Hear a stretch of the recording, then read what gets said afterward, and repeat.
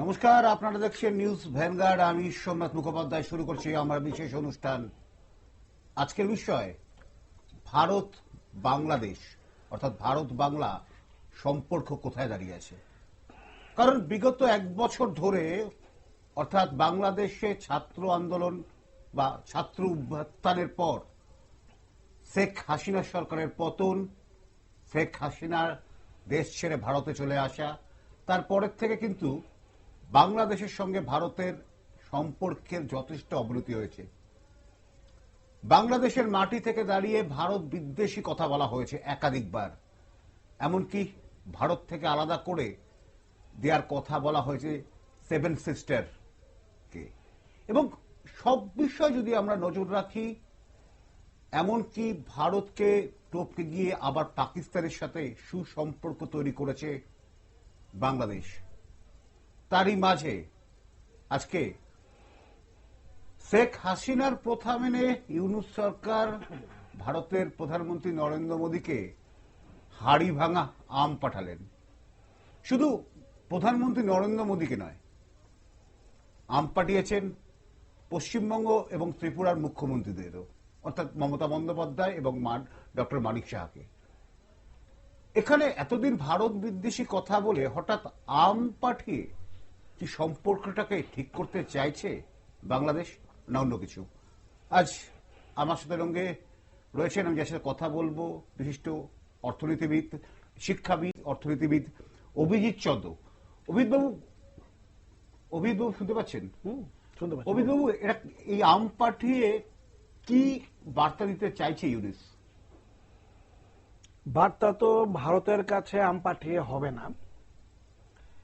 ভারতের সাথে বন্ধুত্ব রাখতে গেলে বন্ধুত্বপূর্ণ আচরণ করতে হবে। উনি যে আমটা পাঠিয়েছেন এটা গুড জেস্টার। আমাদের ত্রিপুরা থেকে আমাদের মুখ্যমন্ত্রী ডক্টর মানিক সরকার আনারস পাঠিয়েছেন। এটা হয়ে থাকে, প্রথাভাবে হয়ে থাকে। কিন্তু বাংলাদেশ যে কাজগুলো করছে, যে কাজগুলো করলে ভারত বিপদে পড়বে, ভারতের পক্ষে শুভ হবে না, সেই কাজগুলো বাংলাদেশ করে যাচ্ছে। এগুলো যদি বন্ধ না করে তাহলে তো সম্পর্ক শুধু আম দিয়ে তো হবে না। দেখুন, আমরা কিন্তু সাম্প্রতিক গত এক বছরে যা যা দেখেছি, সেখানকার প্রাক্তন সেনা কর্মী বা সেনা আধিকারিকরা বলেছে 3 দিনে কলকাতা দখল করব।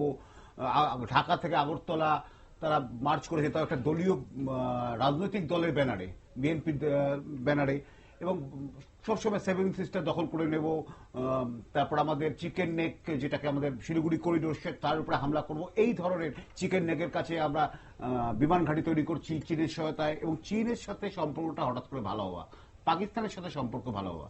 যদিও বাংলাদেশে গত এক বছরের অর্থনীতি অনেক ভেঙে পড়েছে, তবুও কোথা থেকে ওরা সাহসটা পায় ভারত বিরোধী কথা বলার? দেখুন, বাংলাদেশে এখন যারা সরকারে আছে, সেই তারা যাদেরকে সরিয়ে নিয়ে এসছে, ওরা ধরে নিয়েছে যেহেতু ওরা ভারতের সঙ্গে ভালো সম্পর্ক রাখতো, অতএব আমরা ওদের সাথে ভালো সম্পর্ক রাখবো না।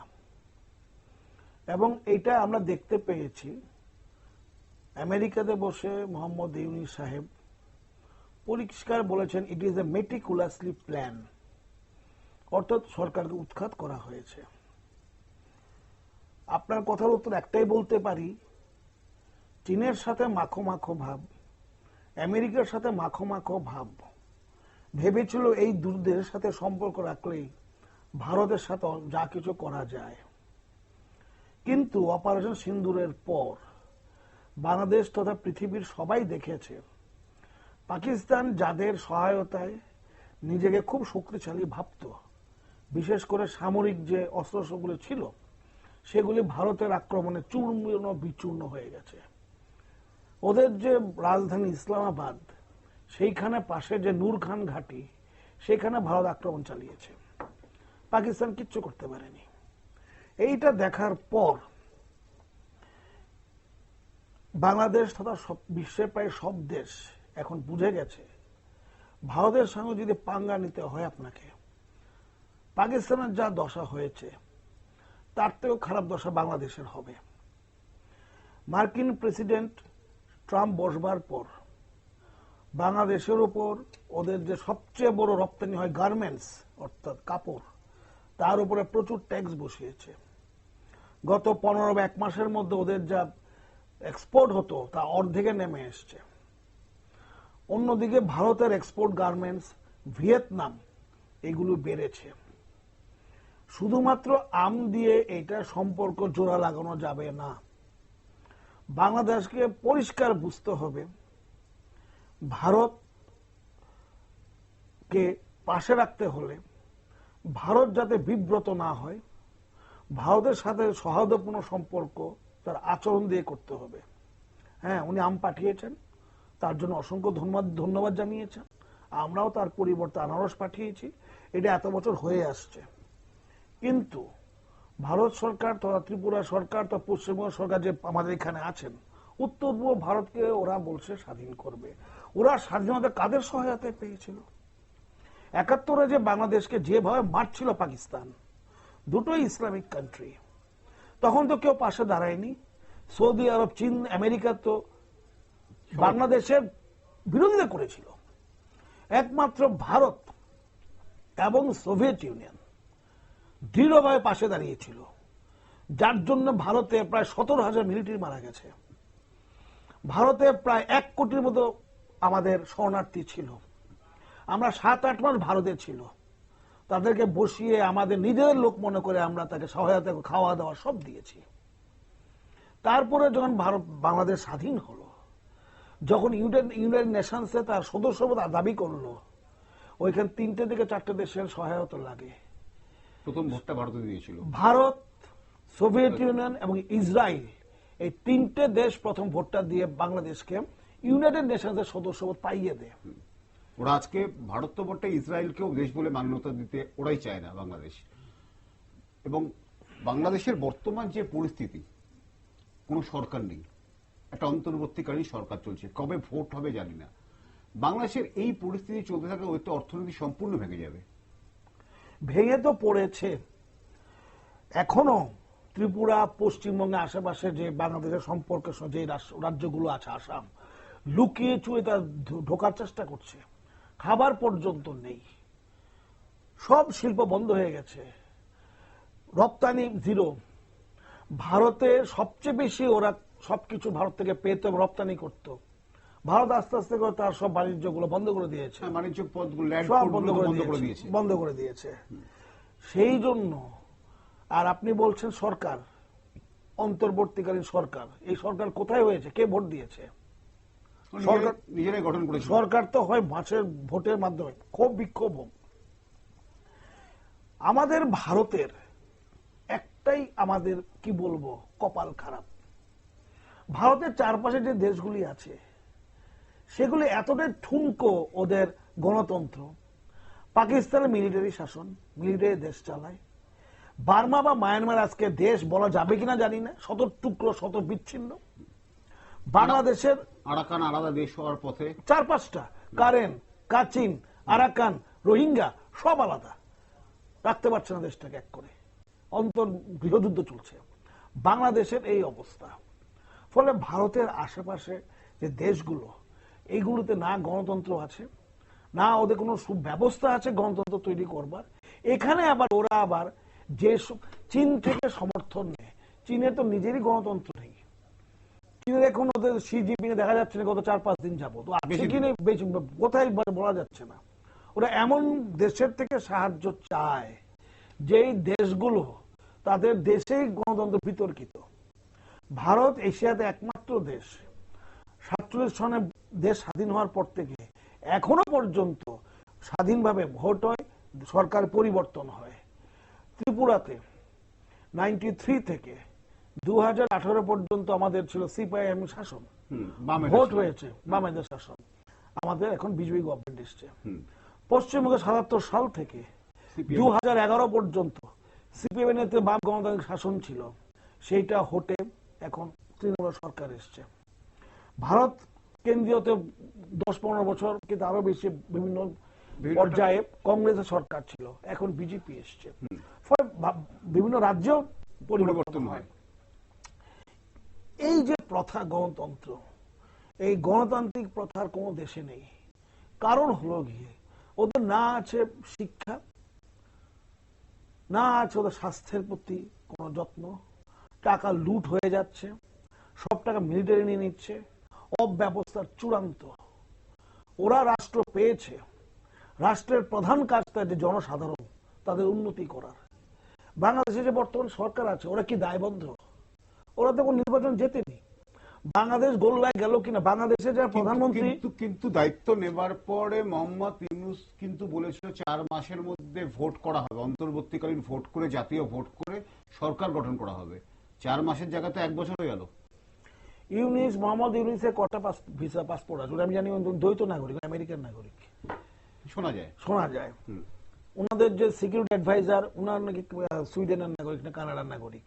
ওইখানে যারা মন্ত্রী তারা বেশিরভাগ দ্বৈত নাগরিক। কিছু একটা হলে বাংলাদেশে ওই দেশে পালিয়ে যাবে। ওদের কি দায়বদ্ধতা আছে? ওদের কোনো দায়বদ্ধতা নেই। কিচ্ছু হলে মোহাম্মদ ইউনূস প্লেনে করে চলে যাবেন। এবার যে 18-19 কোটি লোক বসে আছে তাদের কি হবে?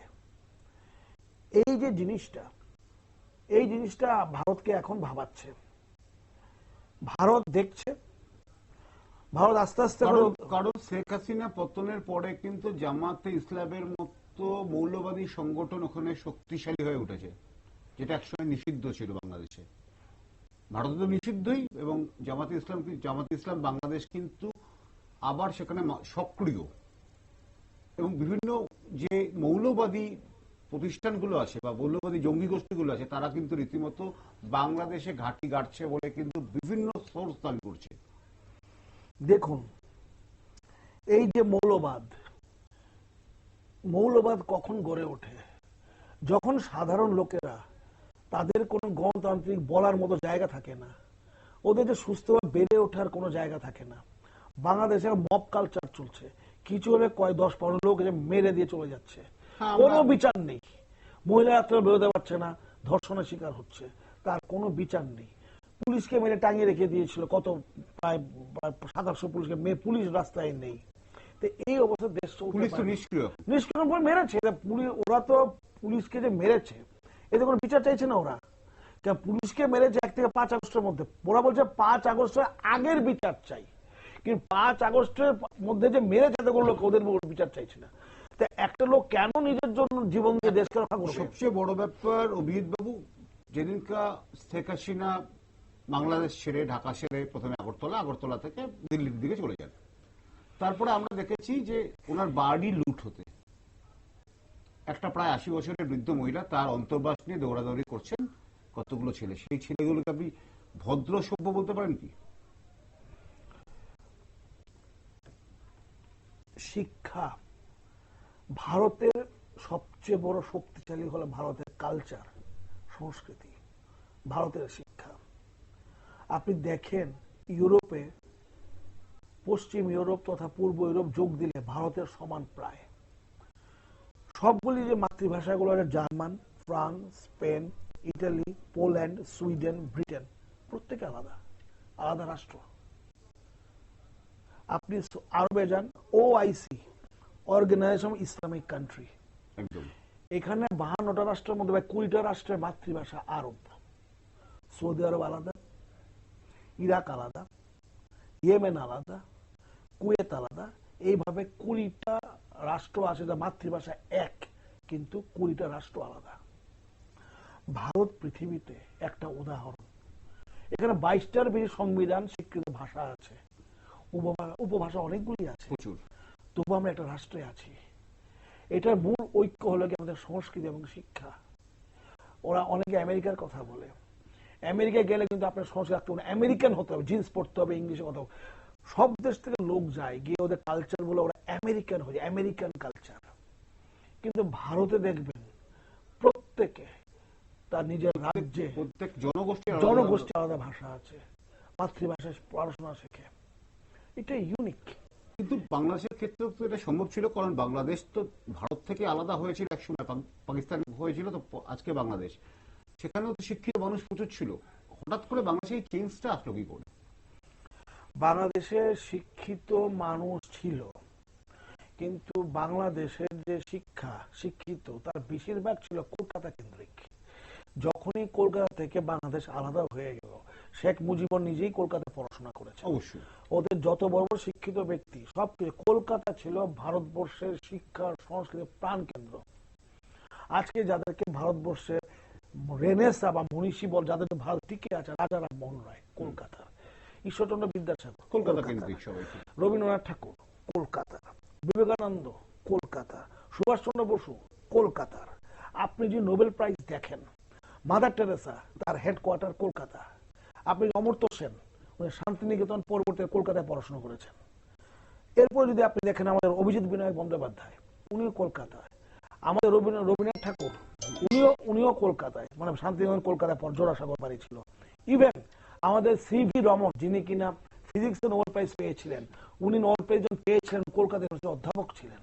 ফলে ভারতবর্ষে যতজন কলকাতা পেয়েছে তার ৮০ থেকে ৯০% হয় কলকাতার লোক, নাহলে কলকাতায় সে কাজটি করে নোবেল পেয়েছে। সেই বাংলাতে পড়াশোনা করে সেই শিক্ষিত লোকেরা বাংলাদেশে গেছিল। কিন্তু যখনই ওরা ডিটাচ 47-এ কি হয়েছিল, 47-এ হয়েছিল মাত্র একটি কাজ, যারা ইসলাম ধর্মাবলম্বী ওরা থাকবে না, বাকি সব ধর্ম থাকে, শিখ, হিন্দু, খ্রিস্টান, বৌদ্ধ, জুরুস্ট্রিয়ান, ট্রাইবাল রিলিজিয়ান, যত লোক ধর্ম ওরা এক জায়গায় এক হলো, আর ইসলামটা আলাদা হয়ে গেল।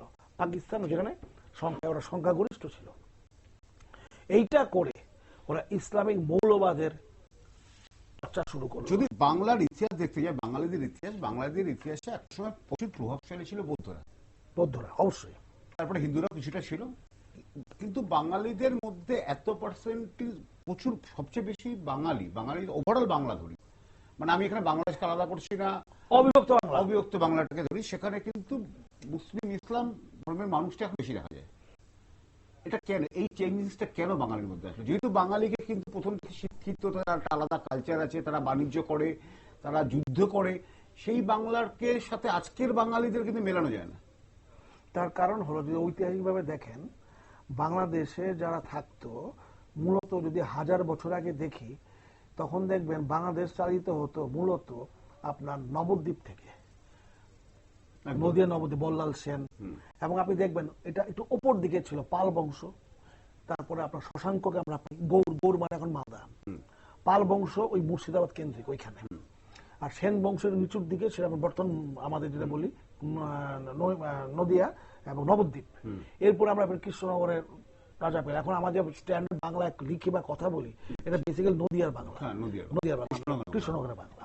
হ্যাঁ, কিন্তু এইখান থেকে তারা যখন সরে গেল ওইখানটায়, ব্যাপার হলো কি, যখন মোগল আমলে এই জায়গা থেকে ওরা বন সাফ করে আস্তে আস্তে করে, কিন্তু মোগল আমলেও তো দীর্ঘ সময় বাংলাকে দখল করতে পারেনি মোগলেরা, প্রতাপাদিত্য আটকে রেখেছিল, তাম্রলিপ্ত দখল করতে পারেনি, মোগলরা তো আসামের দিকে, মানে উত্তরবঙ্গ হয়ে আসামে ঢুকতে পারেনি। ব্যাপারটা হলো, যখন সেন বংশ এলো বাংলাদেশে, তখন আমাদের নিজেদের মধ্যে কিন্তু এই জাত প্রথা নিয়ে বিভিন্নভাবে আমরা কিন্তু মানে বদ্ধ হয়ে গেছিলাম। কিন্তু আস্তে আস্তে করে মোগল আমলে বা তারও আগে থেকে পুরো বাংলার দিকে কিন্তু বসতি শুরু হলো। কারণ যে কথাগুলি বললাম, গৌড়, নবদ্বীপ বা মুর্শিদাবাদ ছিল না তখন, এটা এই অঞ্চলটাই ছিল তখন মূলত বাঙালির স্থান। তাম্রলিপ্তি মানে মেদিনীপুরের কাছে। কিন্তু ঢাকা বই অঞ্চল বন জঙ্গলে পরিপূর্ণ ছিল। মোগল আমলে চাষবাস করার জন্য ওদেরকে জায়গা দিতে শুরু করলো। মোগলরা বললো, আমরা তখনই জায়গা দেবো, তুমি ইসলাম ধর্ম গ্রহণ করো। এইভাবে ওরা আস্তে আস্তে ইসলাম ধর্মকে প্রচার করেছে, নতুন ধর্ম এসছে। ব্যাপারটা কি, ইসলামের দুটো রূপ আছে। সেটা হলো, যদি আপনি দেখেন প্রথম দিকে ওরা যখন সংখ্যা লঘু থাকে, ওরা তখন কিন্তু সুফিজমের কথা বলে। সংখ্যা গরিষ্ঠ হলে কিন্তু তারা সুফিজম বলে না, তখন কট্টর হয়ে যায়। বাংলাদেশে প্রথম হিন্দুদের মধ্যে যে ওই আমলে যে প্রবলেমগুলো ছিল, জাতপাত প্রথা, এই ব্যাপারগুলো ছিল, এগুলো তো ছিলই। আর সুফিজম এসে ওরা উন্নত বলো, তোমরা সবাই এক, মানুষ জাতপাত, এগুলো বলেছিল। কিন্তু পরবর্তীকালে দেখলাম পপুলেশন একটা বিরাট ব্যাপার, পপুলেশন ইনক্রিজ করলো করে বলে দেখবেন ইসলামটা কিন্তু পূর্ববঙ্গে বেশি, পশ্চিমবঙ্গে কিন্তু নেই। যদি এখন পপুলেশন বেড়ে পশ্চিমবঙ্গে চলে আসছে, ইনফিল্ট্রেশন হয়ে চলে আসছে, এই একটা বিরাট বড় ফ্যাক্টর এখানে কাজ করছে। সবচেয়ে বড় বিষয় যে বাংলাদেশে, ভারতবর্ষ যেমন আমরা বলি আমরা ধর্মনিরপেক্ষ দেশ, খাতায় কলমে কিন্তু বাংলাদেশ এখন ধর্মনিরপেক্ষ আজ অব্দি। কিন্তু ওখানকার সংখ্যালঘু হিন্দু, বৌদ্ধ এবং খ্রিস্টানদের উপর প্রচুর অত্যাচার হচ্ছে। প্রত্যেক দিন দেখবেন আপনি কোনো না কোনো হিন্দু মন্দির ভাঙা হচ্ছে। এটা এই যে এইভাবে তারা নিজেদেরকে ধ্বংস করছে, একটা কালচারকে ধ্বংস করার চেষ্টা করছে, তারপরে যে ভারতের সাথে সুসম্পর্ক বজায় থাকবে কোন জায়গায়? এটা তো নতুন কিছু না। আপনি যদি ইতিহাস দেখেন, দেখবেন বাংলাদেশে যেখানে যেখানে ইসলাম সংখ্যাগরিষ্ঠ হয়ে গেছে, লেবাননে কি হচ্ছে, লেবাননে খ্রিস্টান সংখ্যাগরিষ্ঠ ছিল, ওরা এখন প্রচন্ড ইন্টারনালি মার খাচ্ছে। ইসরায়েলি ইহুদিদের মার খাচ্ছে। সিরিয়াতে তো ওই দিন খ্রিস্টান চার্চে বিশাল বম ব্লাস্ট হয়ে প্রায় 64-100 জন মারা গেল। খ্রিস্টান সংখ্যালঘু 5%ও নেই। আপনি ইরাকে যদি দেখেন, ইরাকে উত্তর দিকে একটা গ্রুপ ছিল, ওদেরকে খুব টর্চার করা হয়েছিল। ইরানে তো আপনি ইসলাম থেকে কোনো কিছু বলতে পারবেন, কার্তিকের বংশধর বলে ওদেরকে রেগে হয়েছিল। পাকিস্তানের যেখানে যেখানে ইসলাম সংখ্যা গরিষ্ঠ হয়ে গেছে, সেখানে সংখ্যালঘিষ্ঠরা, কারণ যদি আপনি এরকম ভাবেন যে আমার ধর্মটাই শ্রেষ্ঠ বাকিরা নিকৃষ্ট, এরকম যদি কোনো মনের মধ্যে থাকে, এবং এটা খুব সুন্দর স্ট্র্যাটেজি আছে, আপনি ধর্মান্তর করতে পারলেই আপনার একটা খুব বড় জায়গায় আপনি যেতে পারবেন। এরকম কিছু কিছু ব্যাপার আছে যেটা হয়তো ওরা ওইভাবে দেখে, সাধারণ লোকদের ওইভাবে বোঝায়। আর আমাদের মধ্যে যেটা আছে, আমাদের উদার্ত, আমরা কিন্তু আমাদের প্রিচিং নেই, মানে ধর্ম প্রচার ব্যাপারটা নেই। এটা এসছে কিন্তু বৌদ্ধ থেকে, বৌদ্ধের পরে খ্রিস্টান, তারপরে ইসলাম, এরা এসছে প্রচার, মানে একজন থাকবে উনি প্রচার করবেন ধর্মের। আমাদের প্রচার করে না যে অন্য ধর্ম আমাকে ধর্ম নিয়ে আসতে হবে, এই জিনিস আমাদের ছিল না, ঠিক আছে না? আর আরেকটা ব্যাপার হলো, ওদের ধর্ম যেখান থেকে এসছে সেটা হলো কি আপনার আরবের জায়গা, ওইটা ধুধু মরু প্রান্ত, ওরা কোনো বৈচিত্র্য দেখেনি, কোনো বৈচিত্র্য নেই। আমাদের ভারতবর্ষে কিন্তু বৈচিত্র্যতা প্রচুর বৈচিত্র্য। ফলে আমাদের এখানে যারা আছেন তারা জানেন উনি অন্যরকম খান, আমি অন্যরকম খাই, উনি অন্যরকম জামা প্যান্ট পরেন, কাপড় পরেন, আমি অন্যরকম কাপড়। তামিলনাড়ু গেলে আমাদের অসুবিধা হয় না, পাঞ্জাবে গেলে আমার পাঞ্জাবি লোকের কোনো অসুবিধা হয় না, কারণ আমরা দেখে অভ্যস্ত। ভারতবর্ষ কোথাও মানে কি বলবো, হিমালয়, কখনো আপনার মরুভূমি, কোথাও সমতল ভূমি, ফলে আমরা বিভিন্ন জলবায়ুতে বিভিন্ন লোক দেখে আমরা অভ্যস্ত। কিন্তু যেখান থেকে আপনি ইসলামের উৎপত্তি হয়েছে বা খ্রিস্টান ধর্মের উৎপত্তি হয়েছে বা আব্রাহামিক রিলিজন যেটা বলি ইহুদি, তাদের মধ্যে কোনো বৈচিত্র্য নেই, ধুধু মরু প্রান্তর। ফলে তারা এক জিনিসে অভ্যস্ত। আমার মনে এইটা, এই মনোথিস্টিক ব্যাপার তাদের মধ্যে ক্লাইমেট একটা বিরাট প্রভাব ফেলেছে। তাহলে সুতরাং কি এই যে আম পাঠিয়ে সম্পর্ক ঠিক করার চেষ্টা করছে, এটা সম্ভব? দেখুন, মোহাম্মদ ইউনূসকে বসিয়েছে বাংলাদেশের লোক, কিছু লোক, এবং আন্তর্জাতিক একটা বিরাট শক্তি ওর পেছনে আছে। এই দুটো শক্তি ভারতকে ছোট করতে চায়। ভারত পৃথিবীতে এই মুহূর্তে তৃতীয় বৃহত্তম অর্থনীতি, সামরিক শক্তিতে এখন প্রচন্ড শক্তিশালী। ভারত শক্তিশালী হোক কেউ চায় না। অতএব ভারতের চারপাশে গন্ডগোল লাগিয়ে পাকিয়ে ভারতকে ব্যতিব্যস্ত করার চক্রান্ত শুরু হয়েছে। কি পাকিস্তান, কি বাংলাদেশ, কি বার্মা, কি মালদ্বীপ, কি নেপাল, কি চীন, এদেরকে দিয়ে পয়সা দিয়ে সেই দেশগুলো ধ্বংস করছে এবং সেই দিকে ভারতকে ব্যতিব্যস্ত রাখার চেষ্টা করছে। আমাদের কোনো অবস্থায় এইখানে পা লাগিয়ে আমাদের মানে পচা শামুকে পা কাটার কোনো ব্যবস্থা নেই। তো এইটা বলতে পারি, যদি বেশি বাড়াবাড়ি হয়, পাকিস্তান দেখেছে কি হয়, জাস্ট দুদিন আগে মায়ানমারে দেখলেন কি হয়েছে। অতএব ভারতের পক্ষে হলে আমরা করোনার ওষুধ বিনা পয়সায় পাঠিয়েছিলাম, সব ভারত থেকেই যেত। এখন সিমেন্ট থেকে শুরু করে সব বন্ধ হয়ে গেছে। ভারতকে বেস করে যে কারখানাগুলো ছিল সব বন্ধ হয়ে গেছে। ভারত বিদ্যুৎ না দিলে ওদের লাইট জ্বলবে না। সবচেয়ে দুঃখজনক ঘটনা, বাংলাদেশে কত লোক কলকাতায় চিকিৎসার জন্য আসতো, ওদের চিকিৎসা ব্যবস্থা খুবই খারাপ। কোথায় যাবে লোকগুলো, কোথায় যাবে? আমার তো ওদের জন্য কষ্ট হয়। এরা তো বাংলাদেশি, আমাদের তো বাংলা ভাষায় কথা বলে। আমি যখন দেখি কলকাতায় গিয়ে হাজার হাজার লোক পিয়ারলেসের সামনে বলুন, বিভিন্ন হাসপাতাল, ইভেন আপনি যদি সাউথ ইন্ডিয়ায় যান, সেখানে প্রচুর বাংলাদেশি গরিব লোক সস্তায় ভালো চিকিৎসা পাওয়ার জন্য ভারতবর্ষে আসে। খাওয়া দাওয়া এক, আমরা কোনো ডিসক্রিমিনেশন করি না, হোটেলে থাকে, খাওয়া দাওয়া করে, একসাথে করে। কোথায় যাবে এই লোকগুলো বলুন তো? ওদের কথা কে ভাবে? কেউ তো ভাবে না। ওদের যখন কোনো সমস্যা হয়, ভারত থেকে চাল যায় প্রচুর পরিমাণে, আলু যায়, ডিম যায়, সব তো ভারত থেকে, পেঁয়াজ যায়, সব ভারত। সবচেয়ে বড় ব্যাপার, যদি ভারত যদি একদিন সিদ্ধান্ত নেয় যদি আমরা ইলেকট্রিসিটি পাঠাবো না, তাহলে কিন্তু গোটা দেশটা অন্ধকারে চলে যাবে। এটা থেকে বোঝা যায় ওরা ভালো খারাপ বোঝে, কিন্তু বোঝার পরেও ওদেরকে যারা বসিয়েছে আন্তর্জাতিক মহল, এবং দেশের মধ্যে যে কথা বললেন যে উগ্র ধর্মান্ধ ওরা ভারতকে অ্যাভয়েড করে ভেবেছে কিছু করতে পারবে। ওরা চেষ্টা করছে কিভাবে ভাঙলো ঢাকার সব ভালো ভালো ওদের যে সংস্থাগুলি ছিল। ওরা এখন চাইছে জাতীয় সঙ্গীত পরিবর্তন করতে। ওরা এখন চাইছে ওদের যে ভাস্কর্যগুলো ছিল, নাম করা ভাস্কর্যগুলো ভেঙে ফেলতে। ওরা চাইছে কলেজ স্কুলের নাম পরিবর্তন করতে। অর্থাৎ বাংলাদেশের যা অর্জন 71 সালের পর হয়েছিল পুরোটা ওরা নস্যাৎ করতে চাইছে। অর্থাৎ ওরা ওদের অতীত, ওদের সংস্কৃতি এরা নস্যাৎ করতে চাইছে। এইটার ফল বিভীষিকাময় হবে। এবং আপনি এটা জেনে রাখবেন, বাংলাদেশে ভারত আরেকটা গণ উত্থান হতে চলেছে। গণ উত্থান জানি না, ভারতের সাহায্যে ওরা স্বাধীনতা লাভ করেছিল। ভারত অনেক কষ্ট সহ্য করেছে। অবশ্যই যদি এরকম ঘটনা ঘটে যে ভারতকে ওরা অসম্ভবভাবে অপমানিত করবে, ভারতকে নর্থ ইস্ট বা ভারতের বিভিন্ন রাজ্যে ওরা গন্ডগোল লাগানোর চেষ্টা করবে, ভারত তখন চুপ করে বসে থাকবে না। ভারত যখন কোনো ডিসিশন নেবে, ভারতের পররাষ্ট্রনীতি, সামরিক নীতি, অর্থনীতি এবং বর্তমান যে সরকার আছে অসম্ভব দূরদর্শী। আমরা দেখলাম অসম্ভব দূরদর্শী। অপারেশন সিন্দুর দেখলাম কতক্ষণের, 22 মিনিট। 22 মিনিট না, এটা তো আমরা বাংলাদেশকে করবো কিনা সে ভবিষ্যৎ দেখবে।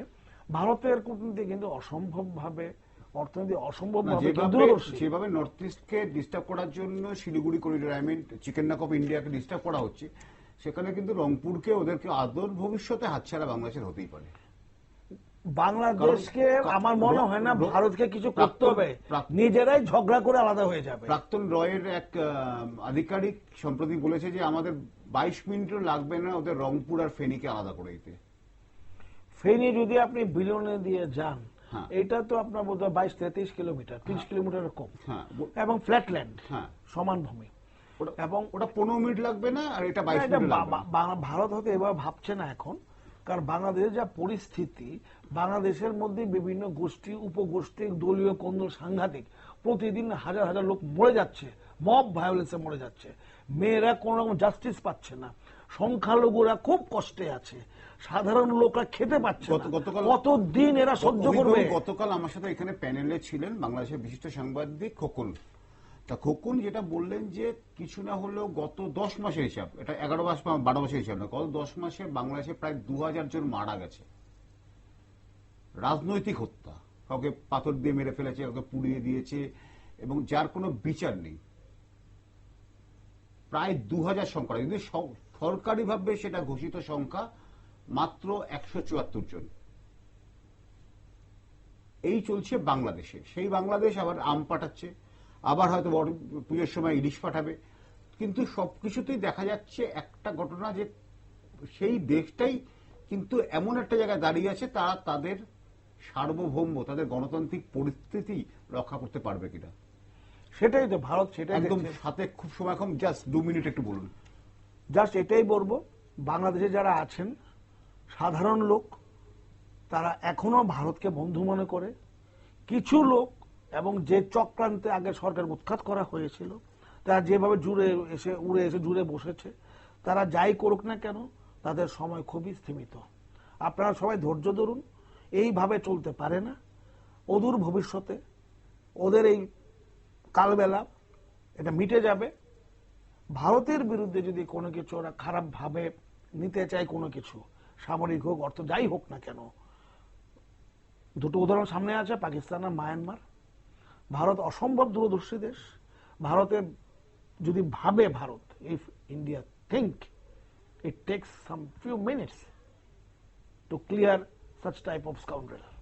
Simple thing. ধন্যবাদ। আমরা এতক্ষণ কথা বলছিলাম বিশিষ্ট শিক্ষাবিদ অভিজিৎ চৌধুরীর সাথে। আমাদের বিষয় ছিল ভারত বাংলাদেশ সম্পর্ক, যে সম্পর্ক কিন্তু গত 1 বছরে অনেকটা গ্রাফ ডাউন হয়েছে।